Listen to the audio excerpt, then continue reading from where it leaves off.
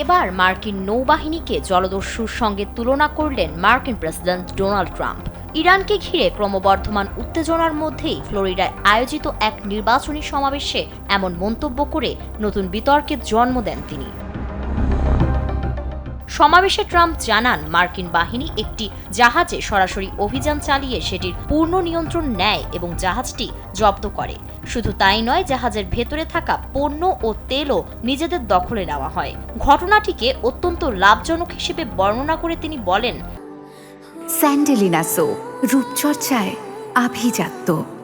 মার্কিন বাহিনী এখন অনেকটা জলদস্যুদের মতো আচরণ করছে, তবে এটি কোনো খেলা নয়, বরং অত্যন্ত গুরুত্বের সঙ্গে এই অভিযান পরিচালনা করা হচ্ছে। তার এই বক্তব্যে উপস্থিত সমর্থকদের মধ্যে উচ্ছ্বাস ছড়িয়ে পড়ে এবং সমাবেশের স্থলে তুমুল করতালি শোনা যায়।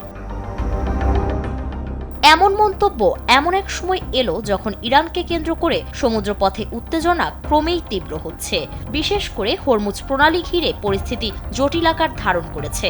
যুক্তরাষ্ট্র ও ইসরায়েলের সঙ্গে উত্তেজনা বাড়ার পর ইরান কার্যত এই পথ নিয়ন্ত্রণে নিয়ে বাণিজ্যিক জাহাজ চলাচলে বাধা সৃষ্টি করে।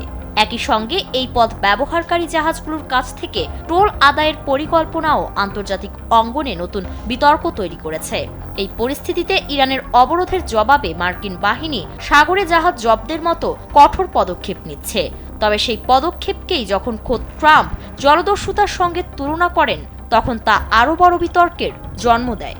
বিশ্লেষকদের মতে এমন মন্তব্য একদিকে রাজনৈতিক বার্তা দিলেও অন্যদিকে আন্তর্জাতিক আইন ও সমুদ্র নিরাপত্তা নিয়ে নতুন করে উদ্বেগ তৈরি করছে।